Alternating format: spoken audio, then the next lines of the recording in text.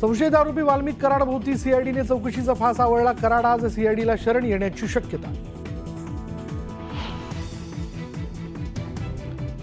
बीड संतोष देशमुख हत्येप्रकरणी तपासाला वेग. सीआयडीकडून रविवारी 2 महिलांची चौकशी. त्या 2 महिला कोण? चर्चेला उधाण.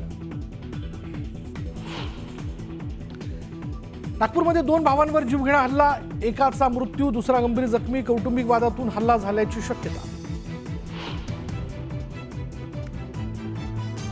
पदभार न स्वीकारता मंत्र्यांची विश्रांती. खातेवाटपानंतरही आशिष शेलार, दादा भुसे, योगेश कदमांसह 18 मंत्र्यांकडून पदाची सूत्र हाती घेण्यास विलंब. म्हाडाचे उपाध्यक्ष संजीव जयस्वाल यांच्याकडून निवृत्त पोलीस निरीक्षकाला मारहाण केल्याचा आरोप. खेरवाडी पोलीस ठाण्यात गुन्हा दाखल. आयटी क्षेत्र नव्यानं भरारी घेण्याच्या तयारीत. आयटी कंपन्यांमध्ये नव्या वर्षात मोठ्या प्रमाणावर नोकर भरती होणार.